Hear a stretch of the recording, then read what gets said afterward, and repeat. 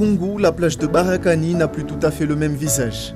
Sous le soleil de Mayotte, le sable devient une toile géante où s'exprime une précision chirurgicale.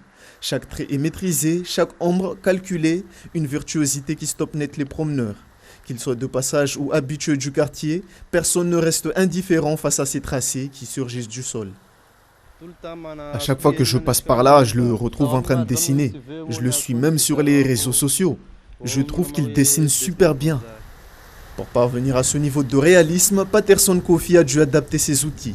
Ici, pas de pinceau, mais une panoplie de râteaux et de bâtons qu'il manie avec une certaine dextérité. Ça me permet de faire la précision, surtout. Parce que comme je travaille sur de grandes surfaces, les petits angles, en fait, je ne peux pas faire avec le râteau à 12 dents. Donc, ça, c'est surtout pour les grandes couvertures, quoi. Donc, voilà. Et ça, c'est pour le tracé, le dessin. À 37 ans, ce professeur d'art plastique au collège de Koungou, diplômé des Beaux-Arts d'Abidjan et de Saint-Étienne, a trouvé son inspiration par pur hasard. C'était lors d'un footing dans le calme pesant de l'après-Chido.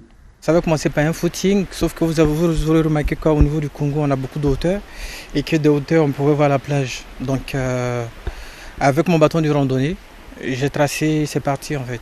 Pour nourrir son imaginaire, ce sont ses propres élèves qui lui servent de boussole.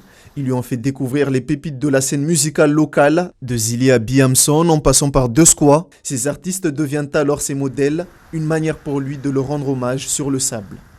J'ai écrit Zili, j'ai écrit Naïd, j'ai écrit tout Squat, mais je veux dire clairement ça va de l'inspiration des élèves, quoi. Parce qu'ils m'ont fait écouter, ils m'ont fait découvrir, j'ai bien aimé la rythmique et moi je le transcris plastiquement sur la plage. Mais sur la plage de Barakani, le chronomètre tourne en permanence, une course contre la montre face à la marée. À peine terminés, ces chefs-d'œuvre savent que leurs instants sont comptés. Un dernier régal visuel avant que l'océan ne reprenne ses droits. Après tout, l'art est aussi beau qu'éphémère.